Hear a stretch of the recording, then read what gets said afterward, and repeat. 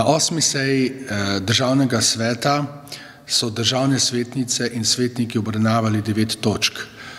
Vse točke so bile izjemno zanimive in pomembne, pa vendar bi želel izpostaviti 3. Prve so pobude in vprašanja državnih svetnic in svetnikov, ki so kar večje število pobud in predlogov podali, ki jih bomo seveda naslovili na določena ministrstva in zahtevali seveda določena vprašanja.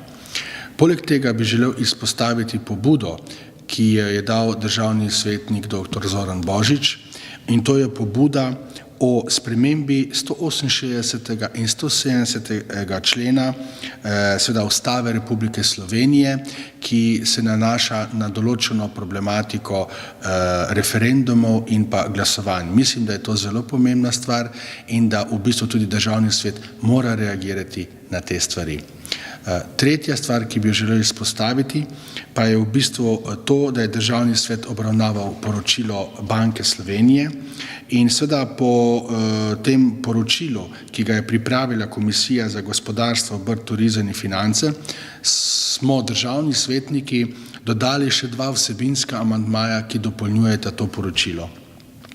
In prvi je: državni svet ne podpira navedenega poročila Banke Slovenije, ker ne odraža vloge in odgovornosti Banke Slovenije kot regulatorja in nadzornika bančnega sistema, ki bi se moral pravočasno odzvati in preprečiti odločitve, ki so povzročile krizo bančnega sektorja.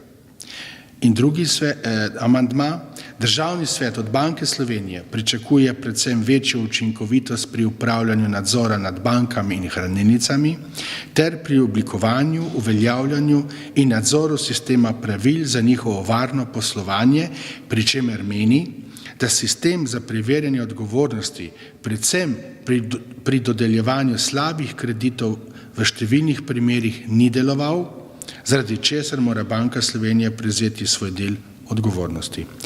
Državni svetniki smo tudi v bistvu izrazili nekakšno razočaranje, da predstavniki Banke Slovenije niso prišli na našo sejo in seveda omogočili, da bi državni svetniki povedali svoje mnenje tudi njim, ki se je vleklo, moram reči, kar dolgo časa, in mislim, da bi bilo smiselno, da tudi ostali predstavniki oblasti ali delovanja inštitucij v državi slišijo tudi mnenje Državnega sveta.